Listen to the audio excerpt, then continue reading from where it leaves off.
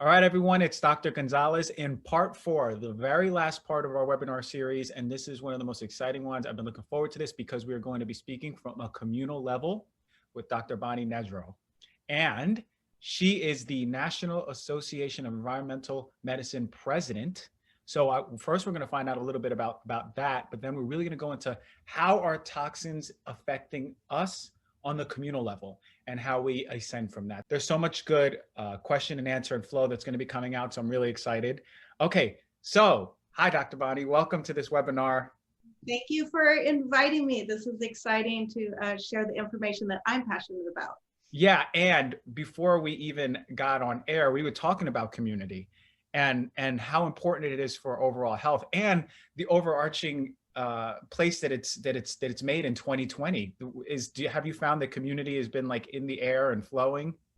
It's been such a key concept, and I think that just what we've all been through worldwide in this past year has really brought it to the attention of, you know, who is our community and who do we represent and who do we depend upon, and how can we build those connections in this era where we're, you know, feeling pretty isolated. But it also opens up these opportunities to connect and realize all the great resources that are out there to support us. Mm-hmm. And there are many, and we're going to go over some of them. But first and foremost, I mentioned when I introduced you, the National Association of Environmental Medicine, and you are the president. So I'm honored to be talking to the president in here. What can you tell us a little bit about that? Yeah, I'm super, super passionate about it. I've been a board member for almost 10 years. And it was an organization that was started by my teachers, my mentors. So Dr. Walter Crinian and Dr. Lynn Patrick and Dr. Jessica Tran were the founding members. And they were really looking for a way to share more about environmental medicine with practitioners, realizing that we get so little in our education, but it's such a huge factor for health. And it's really, at this point, one of the things that we say as an organization is you can't afford to not know about environmental medicine as a practitioner. And what we see is really a community-driven need. And we have people in our community who are talking to their doctor about their health, and their doctor's saying, hey, these lab work, everything's normal, you're fine, you're normal. And they're like, you know what, I'm not normal. And who's going to talk to me about this? And what we're seeing is we need practitioners to support these people who know that they have environmentally driven disease from chemicals that they're exposed to. Often they know what chemicals they're exposed to, but they don't know what to do about. Or they say, hey, I was like this until this happened, and now my health is non-functional. Why is that? How can that be? And my doctor doesn't know anything about it. And so really our organization is to build community in practitioners, so naturopathic doctors, but also clinicians of all types, medical doctors and chiropractors and nutritionists and health coaches, and anybody who's helping people with health to have the tools they need to recognize environmentally driven health problems and have the tools to refer, assess, diagnose, and treat those health conditions. So we're all about community. We're about, hey, we don't know how to, this is new. This is new to all of us. And we need to join together as a community to really be able to provide the help to our communities that we work in around environmental illness. Yeah, that's music to my ears, because what I found is that working in oncology, a big part of what people weren't talking about is the environmental medicine piece. And in oncology, it's multifactorial. We look at many different things, but then why weren't we talking and looking at, you know, what are your exposures throughout life or continuously, or are you being acutely exposed to something and you don't even know it? Because we know a lot of these chemicals are connected to many of these diseases. We see it. Yeah, absolutely. So, yeah, so I absolutely think that there's an awesome place for practitioners now to learn more about it and be empowered, so we can now sit with our patients and go, hey, let's talk about this. We never covered this. And then they go, wait a minute, my doctor never ever mentioned this, right? What I love that you said is lab work looks great across the board. You're fine, go home. But we're still sick, you know? Yeah, people are still sick, and kids are being like programmed to be sick from before they're even born. And that's hard to see. And we need to give people the tools to not only raise kids healthily, but have healthy babies to start with, and really know Yeah. what they're up against and how, empower people to do something about it and make some changes. From the get-go. Yeah. So you mentioned communities. I want to know what are then some of the concerns that we're thinking and looking at toxic exposures. How are these toxic exposures affecting our communities? What are we facing? Yeah, I think, when I started thinking about that question, I started thinking, well, what are we up against? And we're up against so much, but I think water has got to be one of those things that we've got to really be looking at as communities and understand what our water is and what's affecting our community water. I live in a beautiful part of California in Sonoma County, where there's a lot of there's a lot of vineyards, and there's a lot of orchards, and there's a lot of produce that is grown in this area. It's very rich. The climate is very good for growing. And so we grow a lot of things. And as people are doing that, they're impacting our local environment. So I'm going down the beautiful vineyards. However, their farming practices, I can see, are draining into a Russian River, which is the water source for the town that I live in. And I don't even want to go swimming in it because I can see happening to it. It's this beautiful Northern California river that's becoming toxic from fertilizers and pesticides. And so we're all kind of in the same soup. And then that water is going into anything that we're growing locally. And then there's some mining in the area. And so we have the mines that are leaching into that water source. And people often don't know, they don't know whether they have well water, whether they have city water. Is their water clean? And what do I need to be thinking about in this region? And it can be just kind of this big concept. But I think it's a thing that as a community, we can really do things about when we ask the right questions, and we join together as a community to ask those questions, and we hold our community government accountable for that local sources. And then if all those small areas were doing that, we would see some changes in the quality of water everywhere.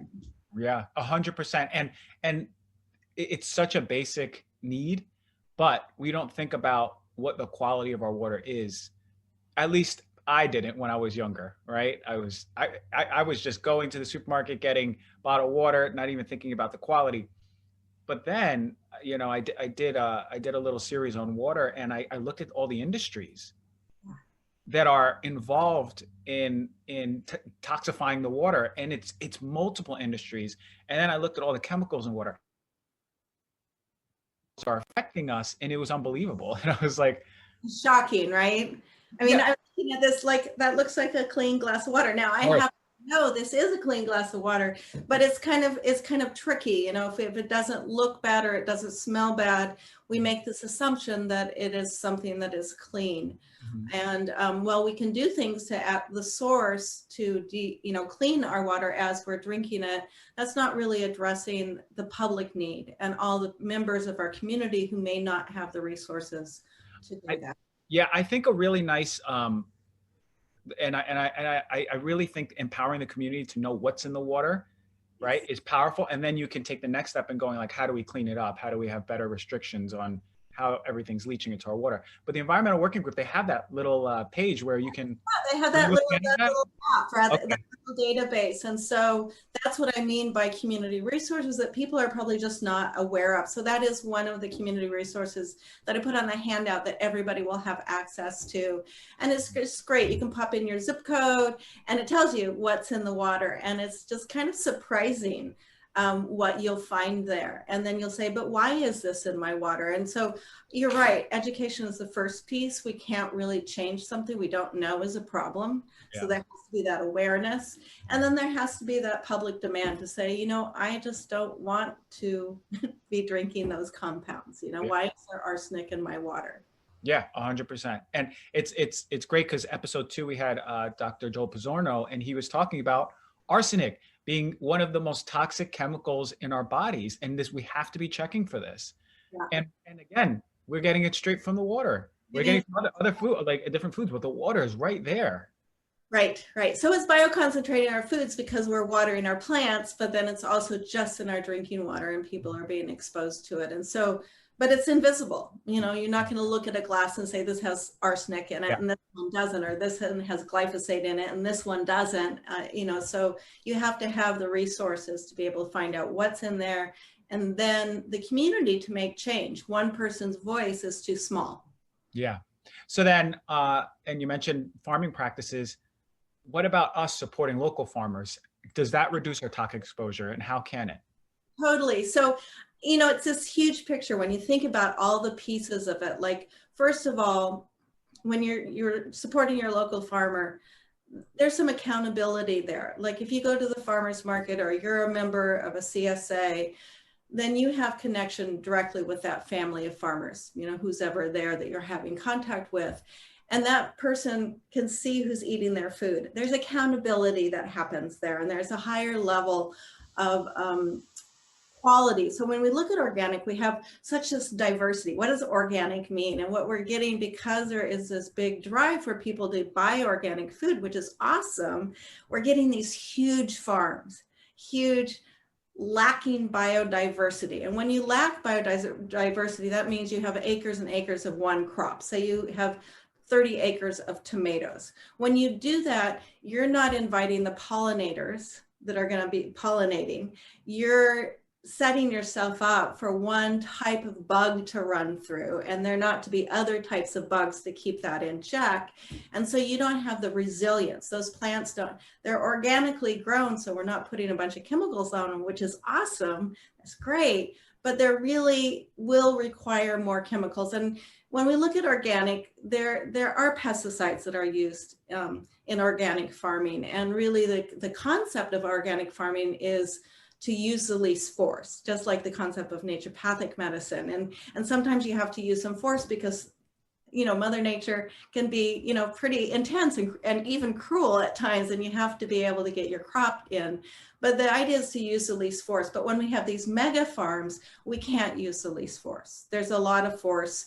And even those that are natural pesticides, they do have some toxicity associated with them. So we need those smaller farms where we really have the biodiversity. You've got the animals on, you know, biodynamic, perfect, you know, where you have to have animals and the animals have to be contributing to the fertilizer and to eating the crop that nobody else is going to eat. So it's not sitting there rotting. And so you have this circle of life.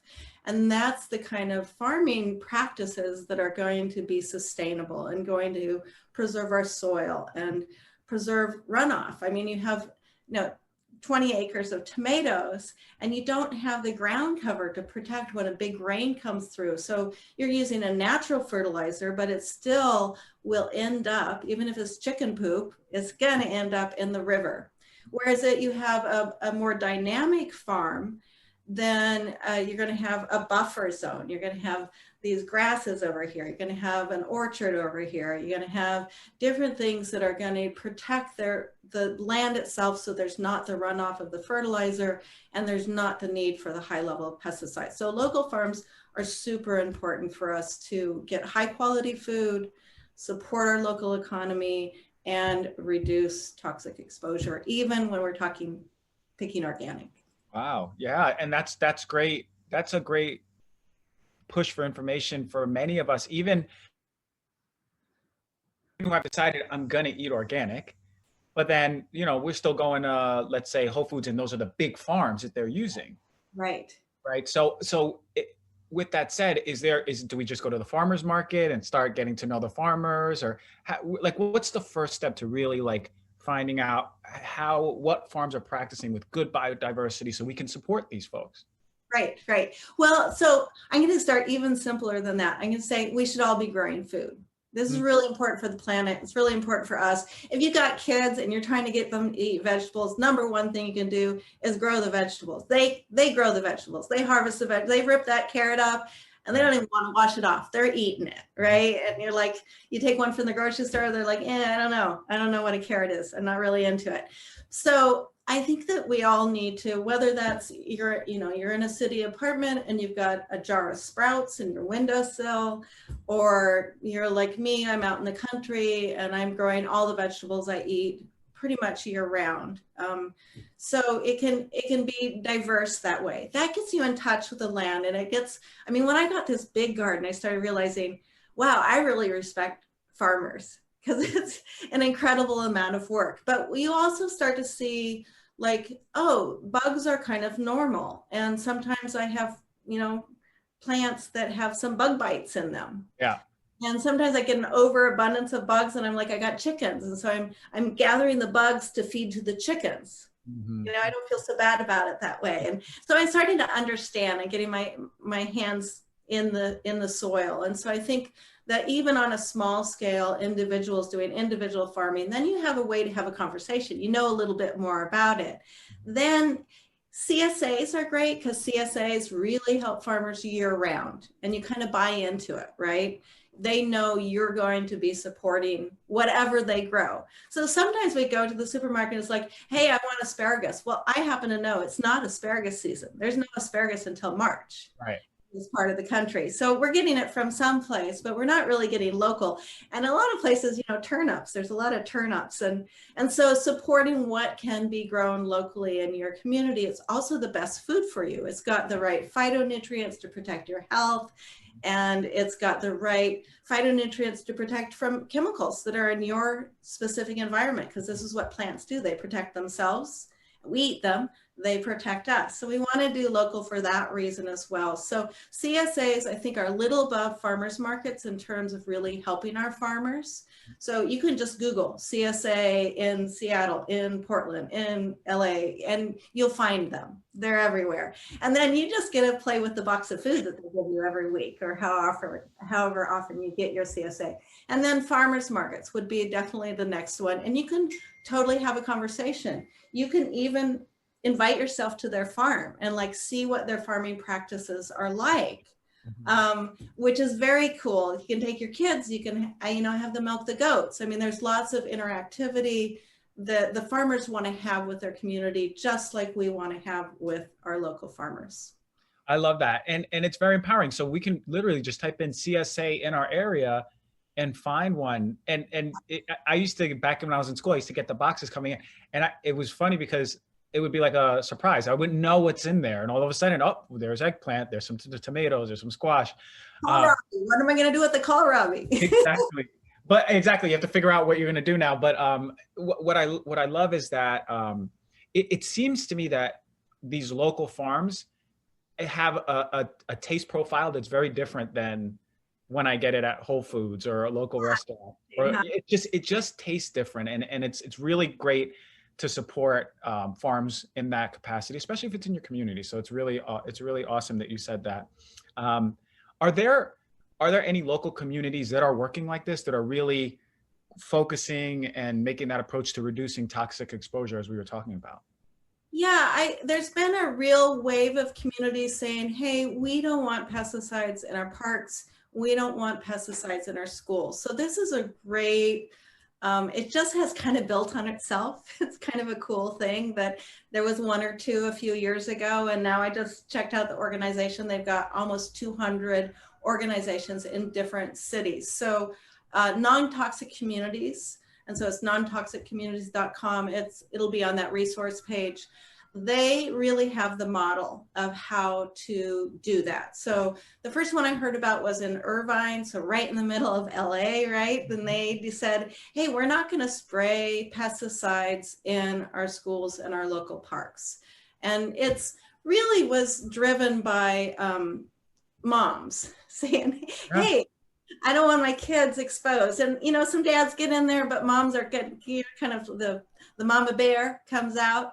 And so this community is great because you can say, hey, cool, there's a local community I can join to help this movement. I didn't even know it existed. Cool. Maybe you live in a community with one of those 180 some organizations that are already started. But let's say you don't have an organization near you. They also say, hey, we'll help you start one. We'll give you the resources. We'll, use this letter and edit in this way, connect these people. There's the Action Network that's going to help you really build a campaign and teach you how to talk to local government.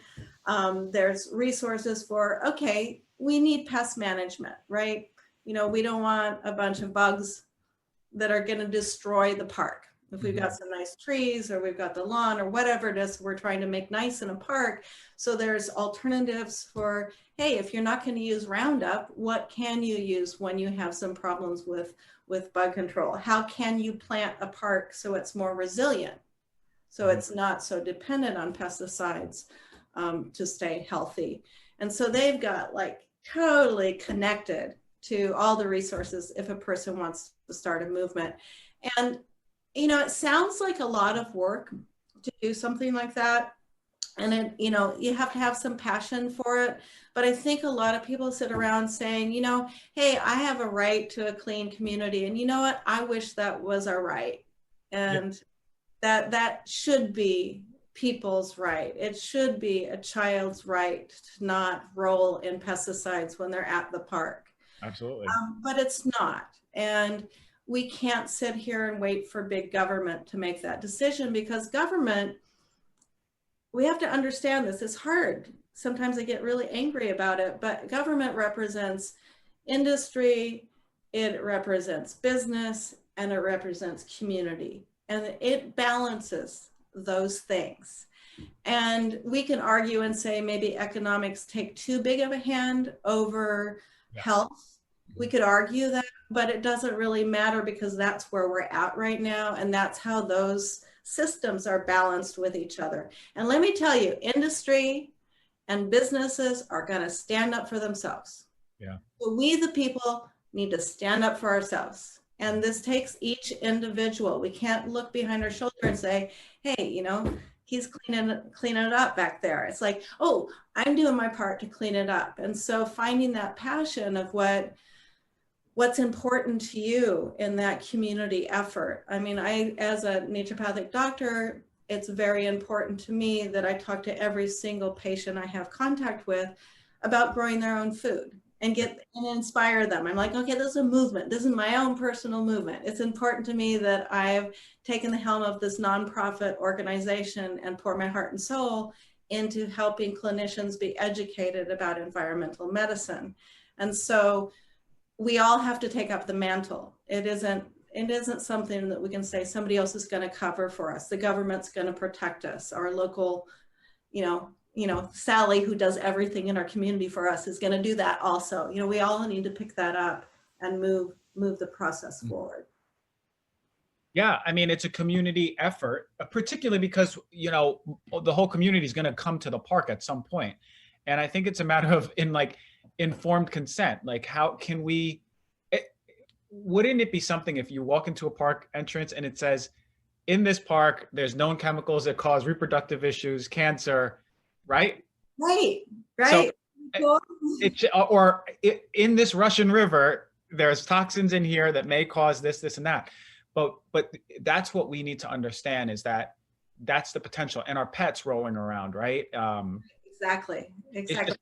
Yeah. So communal is literally the health of ourselves. What I heard, I had a guest on my show once say that the community mirrors our own physical health, right? And as it expands more, the globe, the world is mirroring our own physical health.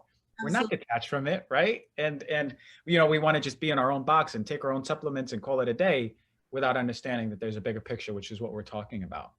Right. We are we are part of this organism called the planet. And so when we see these problems with our oceans, and we see these problems with our landscape and our waterways, and then we see this problem with human health, and it's all connected. There's no kind of, going off to your own cubby and saying, hey, what they do on the other side of the world doesn't affect me. What I do doesn't affect my neighbor. We're all in it together. So then, and speaking about communities, then why is it essential for all these communities to come together, do these grassroots campaigns to reduce our toxic exposure overall? Yeah, it's a matter of life and death. And when I think about it, again, I'm going to bring it back to the unborn child. And there's been times in my career where I'm sitting with someone who, is telling me their story, and I'm hearing the suffering that they're going through. And sometimes I'm like, oh, I wish I knew you 10 years ago. Or eventually I'm like, I wish I knew you before you were conceived.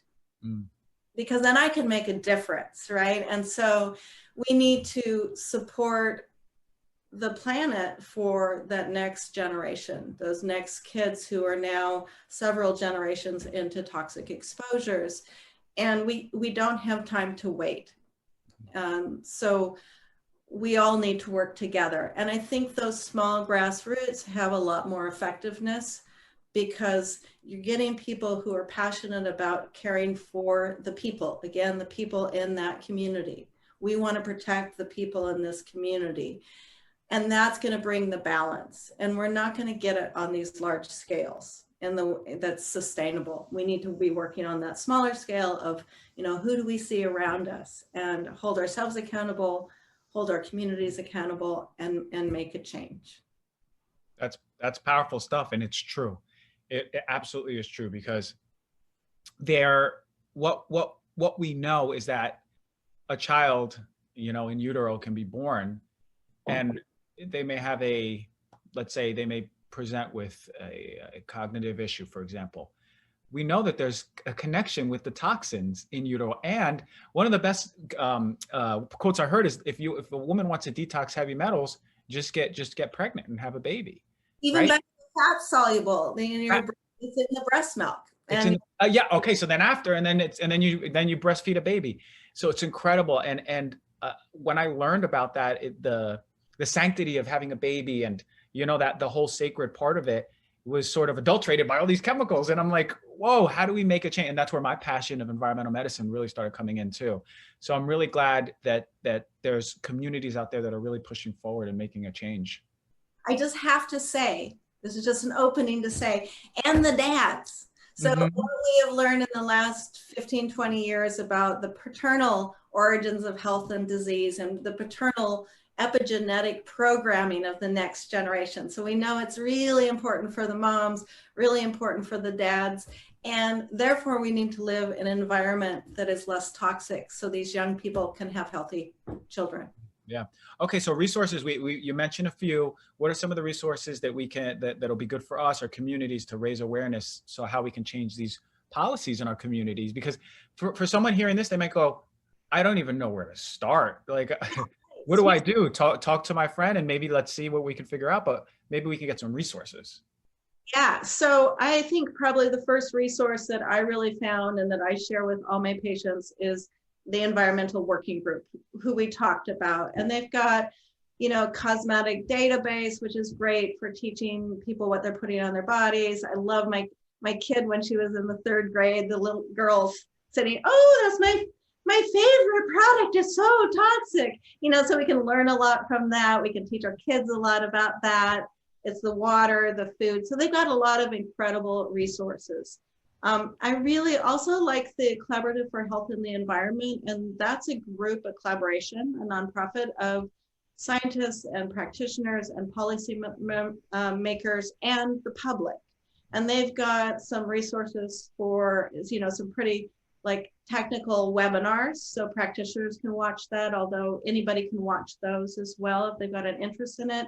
And then they've got some other resources for helping individuals. Really, again, I think we talked about right in the beginning, you have to understand what you're up against to do anything about it. You have to understand where you're being exposed and where people in your community are being exposed. So those are good resources for learning and kind of identifying. And then, you know, Moms Advocating Sustainability, they're an amazing group and they help people create the same things that they have created. And now that's spread big. So I like them a lot. Definitely this non-toxic communities. If you're trying to, you know, now you've identified the problem, you know what's going on in your community. You've got a group of friends and neighbors now who are interested in doing something. Now, how do we do it? So non-toxic communities really has the blueprint for that, get you connected to other organizations like the Action Network that really can help you with some of the legal things behind, you know, peacefully asking for change and doing that in an effective manner. So those are some of my kind of go-to groups that I like. Those are great groups. That's it. Those are the most empowering pages that we can go on, right? Like if we see a problem in our community, we now have resources where we can look. Environmental Working Group is one that I always mention. I feel like in every other time I do a podcast, and it's because not like you said, the clean database, and then they have the one for all of the cleaning supplies in the home, and then they have the water one. So, and I myself, I'm going to check out all the other ones that you mentioned too. It's really, I'd love to see what they look like and learn more about the parks in LA and, you know, in my specific area of LA. So let's see where that goes. There's so many groups in Los Angeles. It's incredible. I think that, you know, people really saw what Irvine did and got really inspired. And for the people who are listening and they want to learn more about you or contact you, how do they find you? Yeah, well, I'm just launching a new website as we do from time to time. So you can just Google me, drbonnienedrow.com, keeping it simple. And I'm practicing in both Oregon and California. I'm doing telemedicine right now because that's kind of the way, although I was moving towards that. So I can serve a pretty broad community that way, which I've really enjoyed doing. Lovely. Amazing. And I'm so grateful that we got to speak from a communal level about environmental medicine, toxins, and how we can empower ourselves, because a lot of us can feel powerless even from the home level. So I can imagine how we may feel like we're losing power on a communal level, but the resources that you've given us, you know, the motivation, enthusiasm, I'm guaranteed there's someone listening who goes, I'm going to my. Yes. And I'm going to learn. I'm going to build a garden so my kid pulls out a radish and, you know, knows where the food came from. Yeah. Super fun to do. So amazing stuff. It's a pleasure talking to you, Doctor. Thank you so much. That was fun.